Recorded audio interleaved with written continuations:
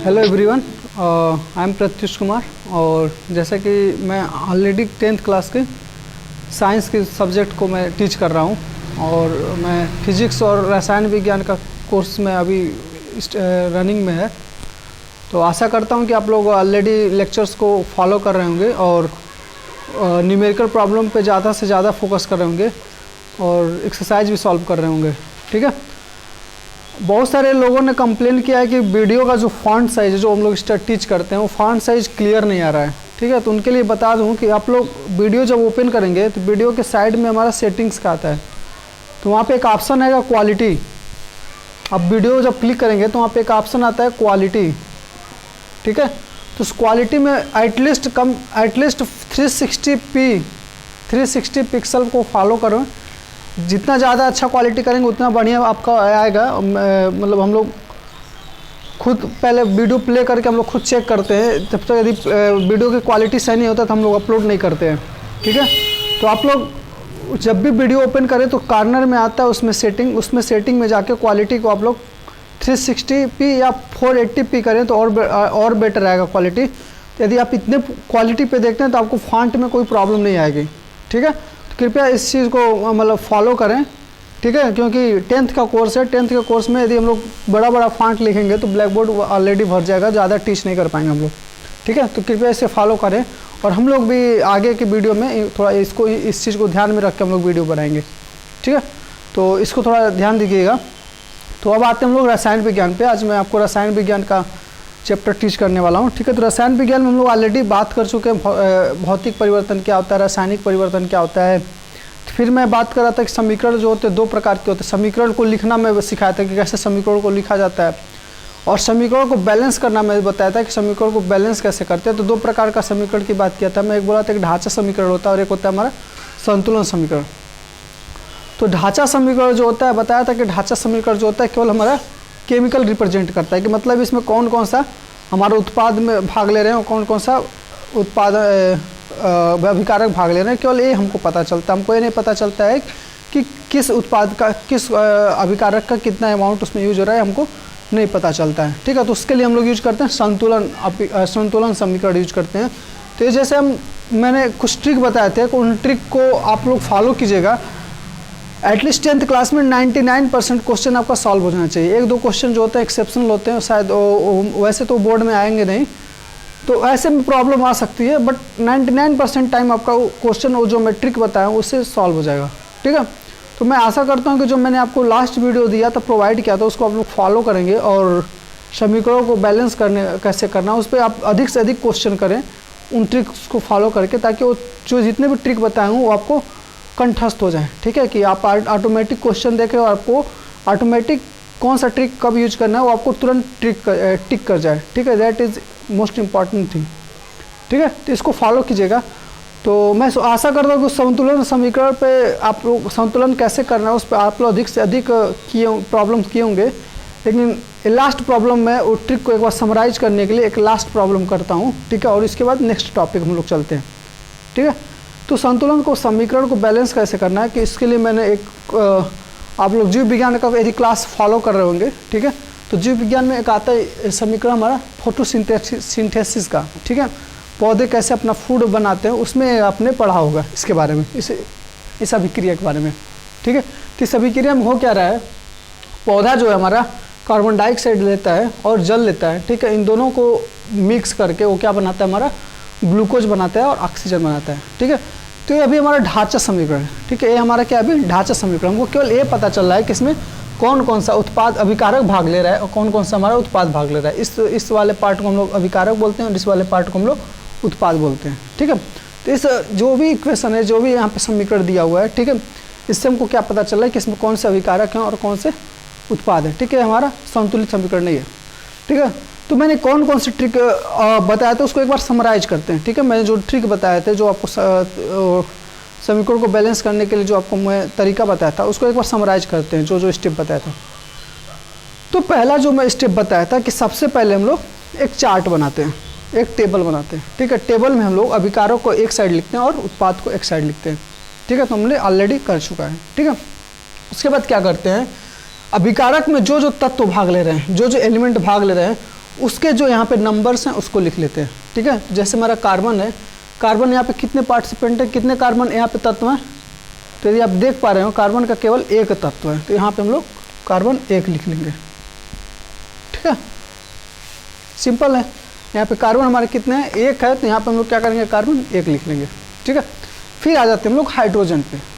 Hydrogen कितने हमारा, तो हाइड्रोजन तत्व कितने हमारा 2 है, H2 लिखा है, तो हाइड्रोजन तत्व कितने हमारे हो गए, 2 हो गए, ठीक है, सिंपल है। फिर ऑक्सीजन का देखते हैं, तो ऑक्सीजन दोनों तत्वों में, दोनों अभिकारकों में ऑक्सीजन हमारा भाग ले रहा है, ठीक है। तो यहाँ पे ऑक्सीजन कितना है, 2 है, 2 + 1 कितना हो गया, 3, तो ऑक्सीजन कितना हो गया हमारा 3, ठीक है, सिंपल है। 2 यहाँ पे और 1 यहाँ पे, 3, ठीक है। अब उस साइड जाते हैं हम लोग, उत्पाद के साइड पे जाते हैं, तो उत्पाद के साइड जाएंगे तो हमारा ऑक्सीजन, कार्बन कितना हमारा 6 है, कार्बन कितना हमारा 6, तो यहाँ पर हम लोग क्या लिख लेंगे 6, ठीक है। फिर हमारा क्या है, हाइड्रोजन, हाइड्रोजन केवल एक ही में भाग ले रहा है, एक ही उत्पाद में भाग ले रहा है, तो हाइड्रोजन कितना हो जाएगा हमारा, यहाँ पे H12 भी लिखा है, तो हमारा क्या हो गया 12, ठीक है। अब आते हैं हम लोग ऑक्सीजन पे, अगेन ऑक्सीजन पे आएंगे, तो ऑक्सीजन हमारा कितना है, इसमें भी तो ऑक्सीजन है और इधर वाले में भी ऑक्सीजन है, तो यहाँ पे ऑक्सीजन 2 है और यहाँ पे ऑक्सीजन हमारा 6 है, तो कितना हो गया 6 + 2 8, कितना हो गया हमारा 6 + 2 हमारा हो गया 8, ठीक है। तो ये हमारा पहला स्टेप है। पहला स्टेप मैंने क्या बोला था कि जितने भी तत्व हमारा जो भाग ले रहे हैं उन तत्वों को हम लोग क्या करेंगे, नोट कर लेंगे, ये क्या करेंगे हम लोग, नोट कर लेंगे, ठीक है।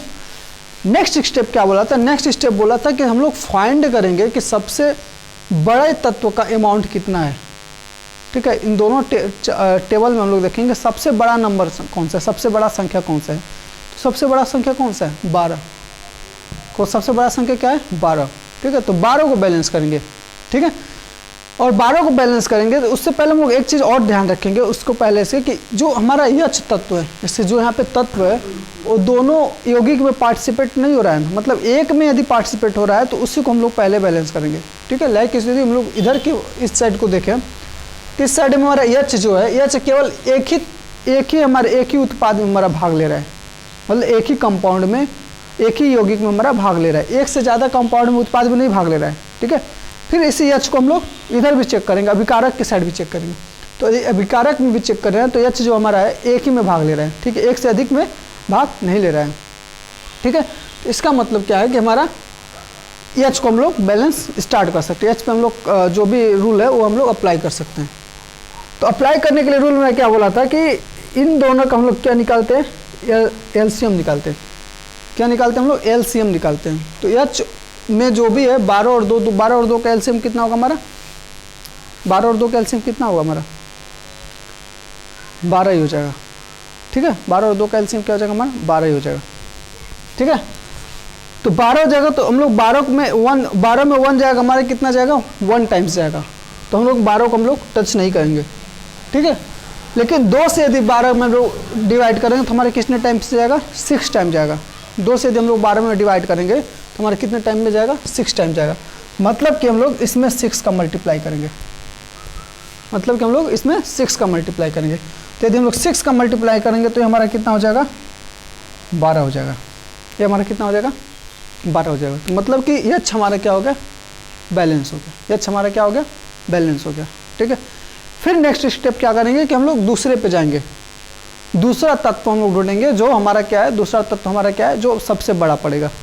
तो पहला तो हमारा 12 हो गया, 12 बैलेंस है, तो उसके बाद कौन सा बड़ा आता है, उसके बाद यदि दोनों कॉलम ढूंढेंगे तो हमारा 8 बड़ा आ रहा है, क्या आ रहा है हमारा 8 बड़ा आ रहा है, ठीक है। लेकिन उसके पहले 8 को हम लोग ओ को देखेंगे, ऑक्सीजन को देखेंगे कि 2 या 1 से एक अधिक उत्पाद में तो नहीं भाग ले रहा है, पहले हम लोग ये चेक करेंगे। तो यदि हम लोग ऑक्सीजन को देखें तो ऑक्सीजन हमारा इसमें भी आ रहा है और इसमें भी आ रहा है, ठीक है, इधर भी ऑक्सीजन इसमें और इसमें दोनों में आ रहा है, ठीक है। तो इसको हम लोग टालते जाएंगे, ठीक है, जब तक कि हमारा लास्ट तक हमारा क्वेश्चन नहीं, जब तक कि हम लोग इसको इग्नोर कर सकते हैं तब तक हम लोग इसको इग्नोर करेंगे, ठीक है। जैसे ऑक्सीजन इसमें भी भाग ले रहा है, मतलब एक या एक से अधिक उत्पाद या अभिकारक दोनों में से किसी एक में यदि ऑक्सीजन पार्टिसिपेट ले रहा है या कोई और भी तत्व यदि पार्टिसिपेट कर रहा है, ठीक है, तो उसको हम लोग इग्नोर करेंगे, अंतिम तक इग्नोर करेंगे जब तक कि इग्नोर किया जा सकता है। ठीक है, तो इसको हम लोग अभी इग्नोर करते हैं क्योंकि एक या एक से अधिक में भाग ले रहा है। ठीक है, तो उसके बाद नेक्स्ट क्या है, नेक्स्ट हमारा कार्बन बचता है। नेक्स्ट हमारा क्या बचता है, कार्बन। तो कार्बन हमारा क्या है, यहाँ पे 6 है और यहाँ पे 1 है। तो 6 और 1 का एलसीएम कितना होगा हमारा, 6 होगा। 6 और 1 का एलसीएम क्या होगा, 6 होगा। तो 6 और 6 टाइम्स 6 जाएगा हमारा 1 ही आएगा। तो 6 को हम लोग ऐसे एज इट छोड़ देंगे। ठीक है, अब आते हैं हम लोग 1 में। तो 1 का यदि 6 में डिवाइड करेंगे तो हमारा कितना जाएगा, 6 टाइम जाएगा। 1 का 6 में डिवाइड करेंगे हम लोग तो कितना जाएगा, 6 टाइम जाएगा। तो हम लोग यहाँ पे 6 से मल्टीप्लाई कर देते हैं। हम लोग क्या करेंगे, 6 से मल्टीप्लाई कर देंगे। तो ये हमारा कितना हो जाएगा, 6 हो जाएगा। ये हमारा कितना हो गया, 6 हो गया। लेकिन जब यहाँ पे हम लोग 6 लिखे हैं तो हमारा ऑक्सीजन भी क्या होगा, उससे प्रभावित होगा। ऑक्सीजन भी क्या होगा, हमारा प्रभावित होगा। तो हम लोग इसमें जब हम लोग मल्टीप्लाई करेंगे तो ये हमारा कितना हो जाएगा, 6 दूनी 12 और 12 + 6 18। कितना हो गया हमारा, 18। ठीक है, कितना हो गया हमारा, 18।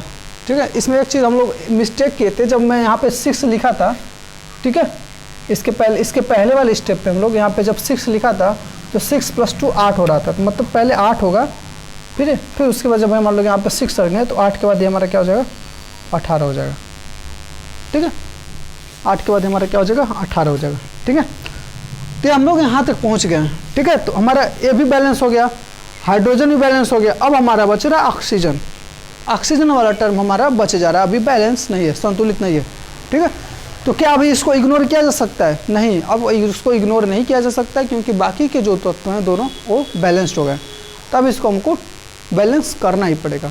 ठीक है, तो इसको बैलेंस करने के लिए हम लोग क्या करेंगे, 18 और 8 का एलसीएम यहाँ पे हम लोग नहीं निकाल सकते। एलसीएम क्यों नहीं निकाल सकते हैं, क्योंकि यहाँ पे भी ऑक्सीजन 2 तरफ डिवाइड है और यहाँ पे भी 2 तरफ डिवाइड है। ठीक है, तो एलसीएम निकालने का कोई सार्थक मतलब नहीं निकलता है। ठीक है, तो हम लोग क्या करेंगे, बड़े वाले को दूसरे अपोजिट वाले साइड में हम लोग बैलेंस करने की संतुलित करने की कोशिश करते हैं।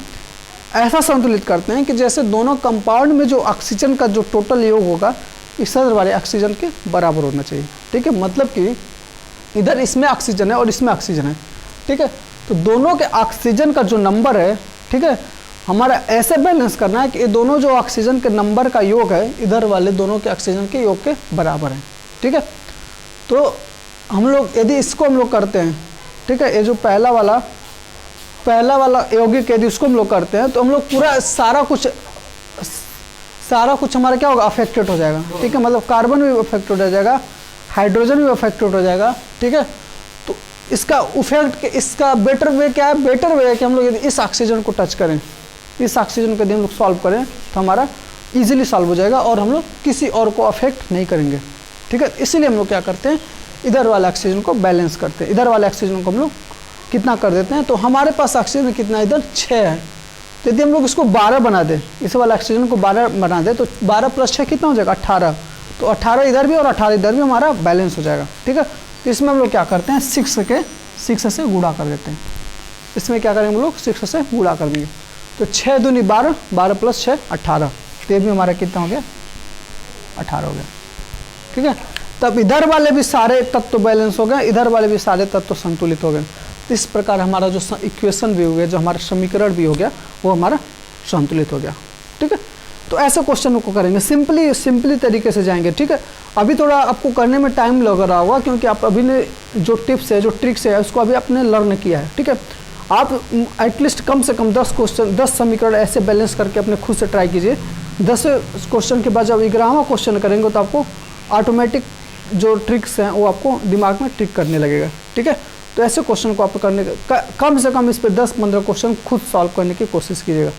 ठीक है, तो आशा करता हूँ कि आपको समीकरण कैसे बैलेंस करना है आपको अच्छे से समझ में आया होगा। ठीक है, अब हम लोग नेक्स्ट टॉपिक में हम लोग प्रस्थान करते हैं। ठीक है, नेक्स्ट टॉपिक पे हम लोग जाते हैं। ठीक है, तो हमारा नेक्स्ट जो टॉपिक है रासायनिक अभिक्रियाओं के प्रकार। ठीक है, तो रासायनिक समीकरणों का प्रकार कितने टाइप होते हैं और उन प्रकारों को कैसे डिवाइड करते हैं, उसका क्लासिफिकेशन करने का तरीका क्या है, उनको क्लासिफिकेशन करने का साइंस क्या है, उसको हम लोग पहले समझते हैं। ठीक है, तो आप लोगों को खुद से समीकरण को खुद देख के समीकरण आपको डिवाइड करने आना चाहिए। ठीक है, इसके बारे में हम लोग सीखते हैं।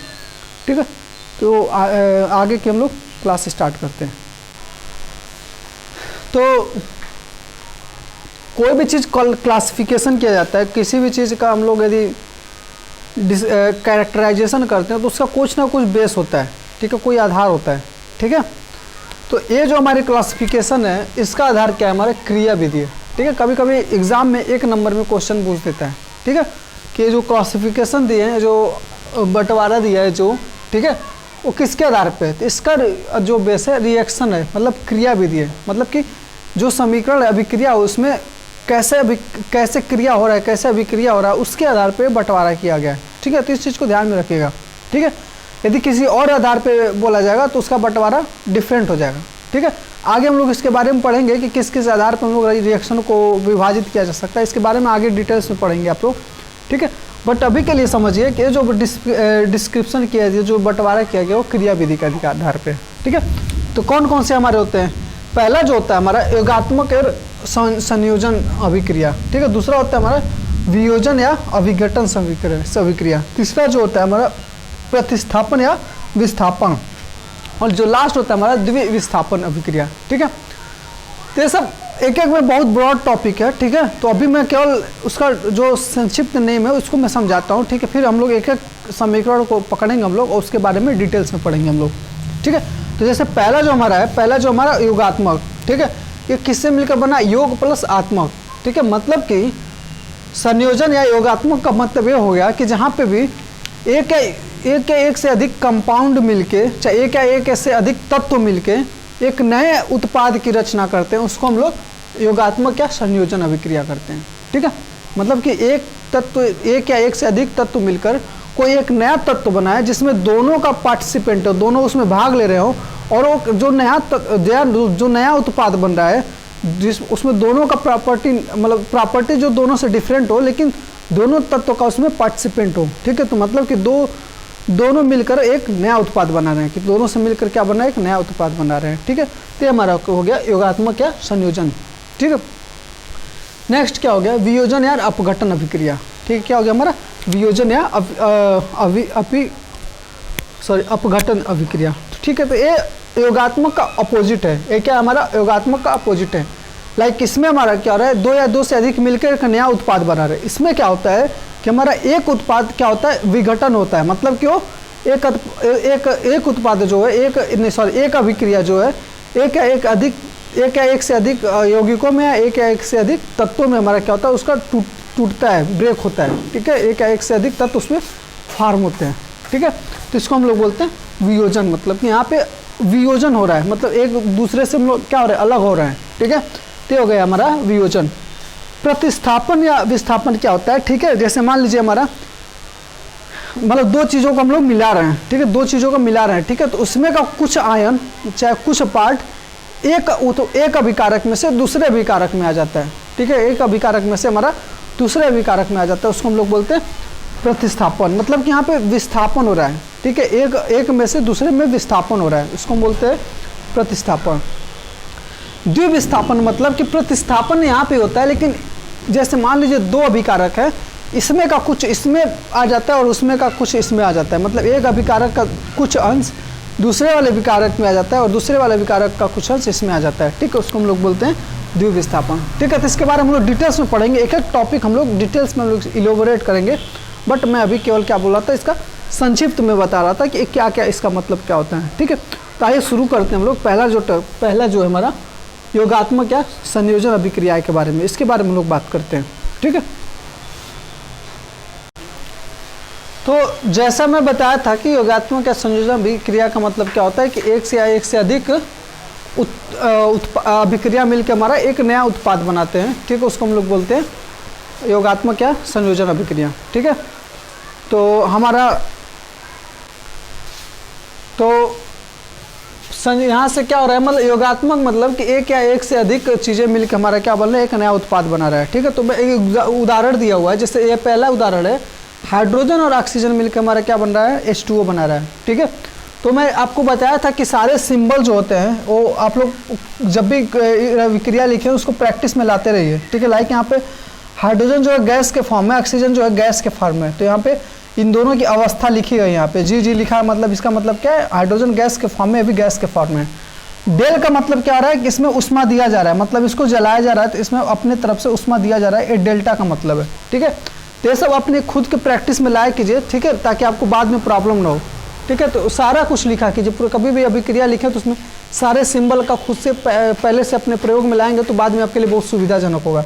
ठीक है, तो पहले का मतलब क्या हो रहा है कि एक तत्व दो तत्व मिलकर एक नया यौगिक बना रहे हैं। ठीक है, पहला क्या हो रहा है हमारा, एक या एक से अधिक तत्व मिलकर एक नया यौगिक बना रहे हैं, तो ये क्या हो गया हमारा योगात्मक हो रहा है। ठीक है, मतलब दो तत्वों का संयोजन हो रहा है। ठीक है, दूसरा में भी क्या हो रहा है हमारा, सोडियम और ऑक्सीजन को हम लोग बर्न कर रहे हैं तो हमारा क्या बन रहा है, Na2O बन रहा है, मतलब सोडियम ऑक्साइड बन रहा है। ठीक है, तो ये हमारा किस फॉर्म में, ये सॉलिड अवस्था में, एक किस फॉर्म में हमारा गैस अवस्था में, ये जो नया उत्पाद बन रहा है वो किस अवस्था में हमारा, ये भी ठोस अवस्था में है। ठीक है, तो यहाँ पे भी क्या हो रहा है, एक या एक से अधिक अभिकारकों का मिलकर एक नया उत्पाद बन रहा है जिसमें दोनों का अंश है। ठीक है, यहाँ पे ऑक्सीजन का भी अंश है और सोडियम का भी अंश है। ठीक है, नेक्स्ट जो है हमारा सल्फर और ऑक्सीजन मिलकर, सल्फर हमारा सॉलिड फॉर्म में, ऑक्सीजन हमारा गैस फॉर्म में, ये दोनों मिलकर हमारा क्या बना रहे हैं, सल्फर डाइऑक्साइड। ठीक है, और जो बन रहा है हमारा गैस बन रहा है। ठीक है, ये भी हमारा क्या बन रहा है, इसका अवस्था क्या हमारा गैस अवस्था है। ठीक है, तो यहाँ पे भी क्या हो रहा है, एक या एक से अधिक तत्व मिलकर, एक या एक से अधिक यौगिक मिलकर हमारा एक नया यौगिक बना रहे हैं। ठीक है, एक या एक से अधिक अभिकारक मिलकर हमारा एक नया अभिकारक बना रहे हैं, तो ये भी हमारा क्या हो जाएगा, योगात्मक अभिक्रिया हो जाएगा। ठीक है, यहाँ पे क्या रहा है, हाइड्रोजन और क्लोरीन मिलकर हमारा क्या बना रहे हैं, हाइड्रोक्लोरिक एसिड बना रहे हैं। ठीक है, तो ये हमारा क्या हो गया, हमारा लिक्विड अवस्था में होगा। ठीक है, तो यहाँ पे ये हमारा गैस अवस्था है, ये भी हमारा गैस अवस्था है, हमारा क्या है, लिक्विड अवस्था बन रहा है। तो ठीक है, इसमें जो नया उत्पाद बन रहा है उसमें क्या है, इस अभिकारक का भी अंश है और इस अभिकारक का भी इसमें अंश है। ठीक है, ये दोनों मिलकर हमारा क्या बना रहे हैं, हाइड्रोक्लोरिक एसिड बना रहे हैं। ठीक है, फिर हम लोग अमोनिया लेते हैं और अमोनिया में हाइड्रोक्लोरिक एसिड हम लोग लेते हैं। ठीक है, अमोनिया भी हमारा गैस फॉर्म में, ये भी हमारा गैस फॉर्म में है। ठीक है, फिर इन दोनों का जो अभिक्रिया हो रहा है वो हमारा एक नया उत्पाद बना रहा है। ठीक है, NH4Cl, ये हमारा क्या है, गैस है। ठीक है, तो इसमें NH3 का भी अंश है और HCl का भी अंश है। ठीक है, तो ये भी हमारा क्या हो गया, योगात्मक क्या संयोजन अभिक्रिया हो गया। ठीक है, तो ये सारे जो एग्जाम्पल हो गए ये हमारे क्या हो गए, योगात्मक क्या संयोजन अभिक्रिया के। ठीक है, ऐसे बहुत सारे एग्जाम्पल आपके बुक में दिए हुए हैं। ठीक है, और मैं आपको एक नोट देना चाहता हूँ कि हम लोग पहले जो बुक फॉलो कर रहे थे, गलती से मैं कोई और बुक कैच कर लिया था। ठीक है, लेकिन आप लोग अविरल पब्लिकेशन को फॉलो कीजिए। ठीक है, तो अभी तक जो भी मैं लेक्चर टीच किया हूँ इसके पहले, ठीक है, आप ट्राई कीजिए कि पहले लेक्चर देखें, लेक्चर के बाद बुक पे जाइए, बुक को पढ़िए। ठीक है, तब जाके आपको चीज़ें ज़्यादा बेटर समझ में आएंगी। ठीक है, पहले आप पहले ही बुक को मत पढ़ने की कोशिश कीजिए, पहले लेक्चर समझिए, उसके बाद तब जाके बुक पे जाएंगे तो आपको बेटर समझ में आएगा। ठीक है, तो ये हमारे हो गए योगात्मक या संयोजन की अभिक्रिया। ठीक है, इसके फर्दर में हम लोग योगात्मक या संयोजन अभिक्रियाओं को दो अन्य टाइप में हम लोग डिवाइड करते हैं, एक्सोथर्मिक रिएक्शन और एंडोथर्मिक रिएक्शन। ठीक है, एक में क्या होता है, ऊष्मा का हमारा जरूरत पड़ता है और एक में क्या होता है, ऊष्मा का उत्सर्जन होता है। ठीक है, इसके हिसाब से हम लोग फर्दर इसको डिवाइड किया है, योगात्मक या संयोजन अभिक्रिया को फर्दर डिवाइड किया गया हमारा एंडोथर्मिक या एक्सोथर्मिक। ठीक है, तो उसके बारे में हम लोग देखते हैं।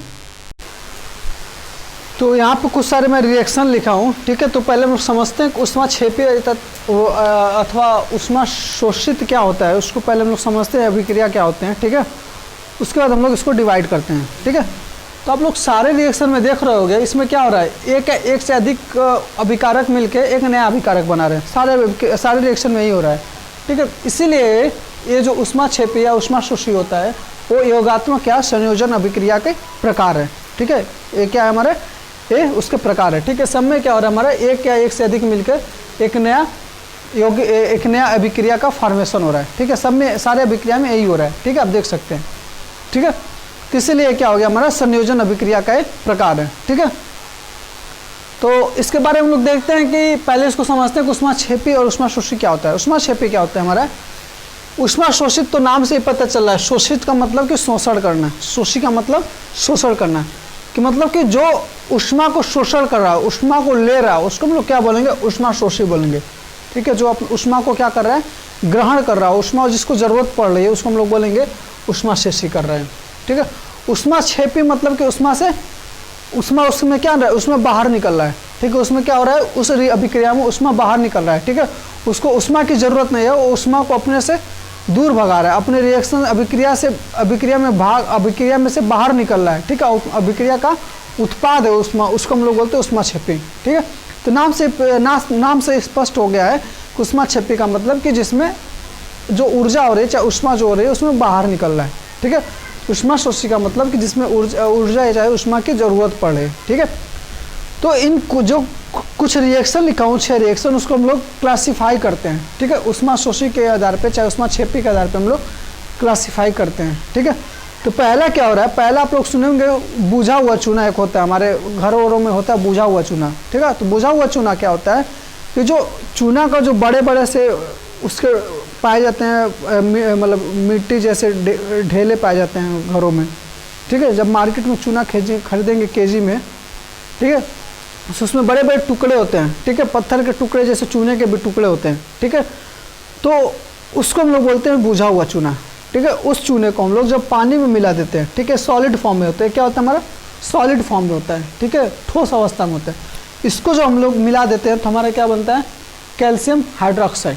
क्या बनता है हमारा, कैल्शियम हाइड्रोक्साइड। ठीक है, एक्वस हो जाता है। क्या हो जाता है हमारा, एक्वस। एक्वस का मैं बताया था क्या, एक्वस का मतलब क्या बताया था कि जब किसी भी चीज़ का हम लोग पानी में घोल बना देते हैं। ठीक है, जब किसी भी चीज़ का हम लोग पानी, किसी चीज़ में हमारा, किसी ठोस पाउडर में चाहे ठोस अवस्था में हमारा पानी का मात्रा हो जाता है, तो उसी को हम लोग क्या बोलते हैं, एक्वस बोलते हैं। ठीक है, मतलब कि पानी में घुल गया है। ठीक है, इसका मतलब क्या हो गया, ये पानी में घुला हुआ है। ठीक है, तो जब ये अभिक्रिया हुआ है तो इसमें हमारा क्या बाहर निकल रहा है, उष्मा हमारा बाहर निकल रहा है। इसमें क्या निकल रहा है हमारा, उष्मा बाहर निकल रहा है।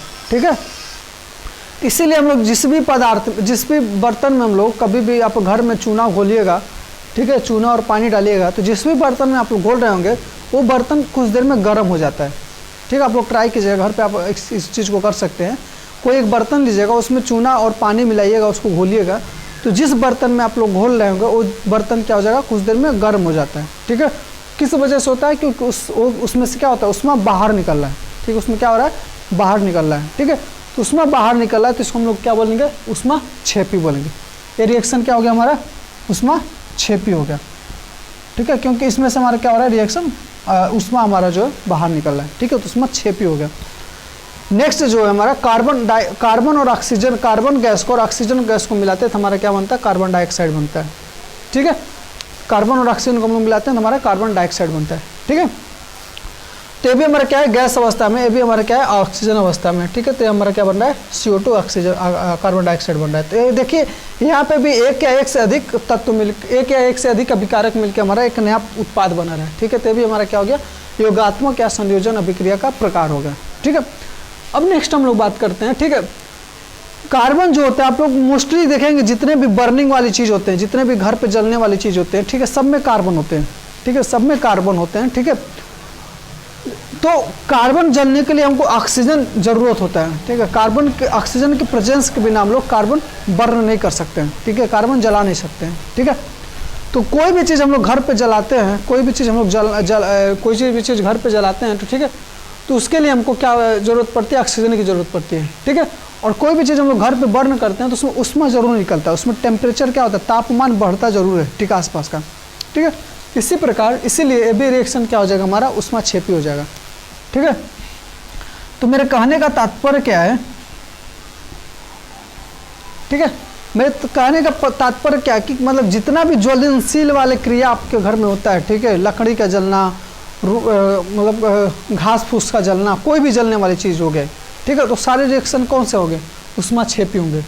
सारे रिएक्शन कौन से होंगे, उष्माक्षेपी होंगे। ठीक है, रोटी सेकना, ठीक है, रोटी सेकते हैं तो उसमें भी क्या होता है, रोटी का तापमान क्या होता है, ज़्यादा हो जाता है। ठीक है, तो भी क्या हो जाता है हमारा, उष्माक्षेपी हो गया। ठीक है, जिसमें भी उष्मा बाहर निकल रहा है, जिसमें भी अभिक्रिया में भाग लेने के बाद उष्मा बाहर निकल रहा है, उसको हम लोग क्या बोलते हैं, उष्माक्षेपी बोलते हैं।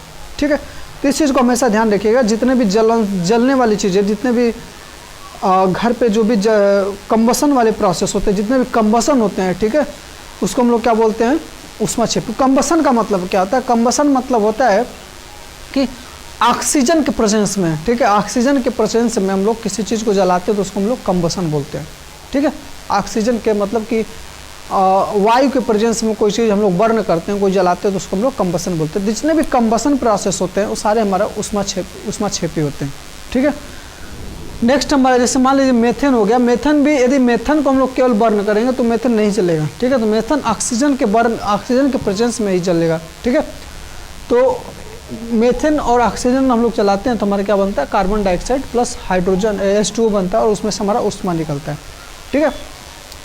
तो इसीलिए आप घर पे आप देखे होंगे तो जो आपका चूल्हा होता है वो इन्वायरमेंट में ओपन होता है, ठीक है। किस में ओपन किया जाता है, हम लोग इन्वायरमेंट में ओपन किया जाता है, ठीक है। तो मतलब सोचिए यदि हमारा जो उसमें जो पैक है, मतलब क्या होता है, इथेन और मेथेन होता है, मतलब एथेन होता है, एथेन में और कुछ और उसमें कंपाउंड कुछ तत्व तो मिलाए जाते हैं। तो सोचिए यदि एथेन जो उसमें गैस सिलेंडर में पैक होता है, एथेन को जलने के लिए ऑक्सीजन की आवश्यकता नहीं पड़ती, तो हमारे जो जिस नली से वो कनेक्ट है उसके थ्रू भी हमारा क्या हो सकता है, आग पकड़ सकता है, ठीक है। लेकिन होता क्या है, आपका प्रोसेस में क्या होता है कि जो हमारा चूल्हा लगा हुआ है, ठीक है, चूल्हा लगा हुआ, तो यदि हमारा वहाँ पे जब मेथेन बाहर निकलता है, मेथेन गैस जब बाहर निकलता है, ठीक है, तो इन्वायरमेंट में हमारे जो भी हमारे आसपास के वायुमंडल हैं, उस वायुमंडल पे हमारे जो वायु होते हैं, वायु में हमारे क्या प्रेजेंस होता है, ऑक्सीजन प्रेजेंस होता है, ठीक है। तो हमारे क्या होता है, वही ऑक्सीजन के प्रेजेंस में होने की वजह से हमारा क्या होता है, एथेन हमारा बर्न होता है, एथेन हमारा जलता है, ठीक है। यदि हमारे इन्वायरमेंट में यदि हमारा ऑक्सीजन नहीं होगा, हमारा वायु नहीं उपलब्ध होगा, तो हम लोग गैस सिलेंडर का यूज़ नहीं कर सकते हैं, ठीक है। तीसरी अभिक्रिया होने की वजह से, हमारे कंबसन प्रोसेस होने की वजह से हम लोग गैस सिलेंडर को प्रयोग में ला सकते हैं, ठीक है। ये सब हमारे क्या होंगे, उष्माक्षेपी प्रोसेस हो गया। ये भी क्या हो गया, हमारा उष्माक्षेपी प्रोसेस हो गया, क्योंकि इसमें भी उष्मा बाहर निकल रहा है, ठीक है। नेक्स्ट जो हो गया, आप लोग ये प्रोसेस आप लोग हमेशा फॉलो करते होंगे, ठीक है। जैसा कि मैंने फोटोसिंथेसिस के बारे में बताया था, प्रकाश संश्लेषण में हम लोग जो प्रकाश संश्लेषण का जो पौधे होते थे, पौधे क्या करते थे, हम लोग कार्बन डाइऑक्साइड और जल लेके हम लोग ग्लूकोज बनाते थे, ठीक है। मैं एक पहले रिएक्शन में बैलेंस कराया था और आप जीव विज्ञान में पढ़ेंगे तो आप लोग सुनेंगे कि पौधों का जो प्रोडक्ट होता है, पौधे जो हमारे फल निकालते हैं, उस पौधे को हम लोग कंज्यूम करते हैं, उस पौधे को हम लोग क्या करते हैं, हम लोग लेते हैं। तो पौधों में क्या होता है, पौधों का जो भी प्रोडक्ट हम लोग लेते हैं उसमें ग्लूकोज होता है। ये किसका फार्मूला है, इसका क्या फार्मूला है, ग्लूकोज का फार्मूला है, ठीक है। और ग्लूकोज को ऑक्सीजन के प्रेजेंस में हम लोग जब ब्रेक करते हैं तो कार्बन डाइऑक्साइड निकलता है और जल H2O निकलता है, ठीक है। उसके बाद क्या निकलता है, हमारा कार्बन डाइऑक्साइड निकलता है और हमारा जल निकलता है, ठीक है। प्लस ये ऊर्जा जो मिलता है, उस ऊर्जा को हम लोग कंज्यूम मिलते हैं, ठीक है। तो इसीलिए हम लोग खाना वाना खाने के बाद हमको एनर्जी ऑटोमेटिक मिल जाती है, क्योंकि हम लोग क्या करते हैं, ग्लूकोज को ऑक्सीजन के प्रेजेंस में उसको हम लोग जो उसका उत्पाद निकलता है, हमारा कार्बन डाइऑक्साइड निकलता है और हमारा क्या निकलता है, जल निकलता है, ठीक है। तो कार्बन डाइऑक्साइड हम लोग बाहर निकाल देते हैं और हमारा ऊर्जा जो होता है, ऊर्जा को हम लोग यूज करते हैं, ठीक है। जो भी एक्टिविटी करते हैं, ठीक है, जो हमारा ग्रोथ होता है, ठीक है, जो हम लोग सांस लेते हैं, सब हमारा उस जो ब्लड का सर्कुलेशन होता है उस में इस ऊर्जा का यूज होता है, ठीक है। तो कहने का मतलब है कि जो श्वसन क्रिया भी हो जाता है, जो श्वसन प्रक्रिया भी, वो भी क्या हमारा उष्माक्षेपी प्रोसेस है, ठीक है, उष्माक्षेपी प्रोसेस है, ठीक है। तो मतलब जो ऊर्जा निकल रहा है, चाहे उष्मा निकले, जरूरी नहीं है कि तापमान के रूप में निकले, ठीक है। तो किसी भी ऊर्जा के फॉर्म में हमारा वो जो ऊर्जा निकल रहा है, जो उष्मा निकल रहा है, वो निकल सकता है, ठीक है। कहने का इस रिएक्शन को यहाँ पे दिखाने का यही मतलब था, कि समझाना चाहता था कि मतलब कि ऊर्जा किसी की फॉर्म में भी निकल सकता है, नहीं जरूरी है कि मतलब तापमान के फॉर्म में निकले, चाहे हीट के फॉर्म में निकले, ठीक है। उष्मा के फॉर्म में निकलना जरूरी नहीं है, ठीक है। लास्ट रिएक्शन जो है, इसमें देखिए क्या होता है, जब नाइट्रोजन को N2 को जो हम लोग ऑक्सीजन के प्रेजेंस में जलाते हैं तो हमको उष्मा देना पड़ता है, अपने पास से उष्मा देना पड़ता है, इसमें से उष्मा बाहर नहीं निकलता है, ठीक है। तो मैं बोला था कि जब उष्मा शोषित हो, जब उष्मा कोई रिएक्शन उष्मा ले रहा हो, ठीक है, तो उसको हम लोग क्या बोलते हैं, उष्मा शोषित बोलते हैं। इसमें क्या बोलते हैं हम लोग, उष्मा शोषी बोलते हैं, ठीक है, ठीक है। तो ये हमारा क्या हो जाएगा, ये वाला लास्ट वाला हमारा उष्मा शोषी हो जाएगा, क्योंकि इसमें अभिकारक में हमको उष्मा देना पड़ रहा है, ठीक है। इसको हम लोग क्या कर रहे हैं, अभिकारक में हम लोग उष्मा दे रहे हैं, ठीक है। तो ये हमारे कुछ उष्मा शोषी उष्माक्षेपी का प्रकार होगा, ठीक है, ठीक है। तो आशा करता हूँ कि आपको योगात्मक संयोजन अभिक्रिया अच्छे से समझ में आया होगा, और इसके जो दो प्रकार होते हैं, उष्माक्षेपी और उष्माशोषी, उसको भी आप अच्छे से समझ पाए होंगे, ठीक है। तो आज के लिए हम लोग इतना ही यहीं तक रहने देते हैं, ठीक है। बाकी जो नेक्स्ट रिएक्शन के प्रकार हैं उसको नेक्स्ट लेक्चर में हम लोग समझेंगे। ठीक है, तब तक के लिए आपको धन्यवाद। और मैं क्लास में इंक्लूड करना चाहता हूँ कि आप लोग अभी अविरल पब्लिकेशन के बुक को ही फॉलो कीजिए। ठीक है, और तब तक के लिए धन्यवाद।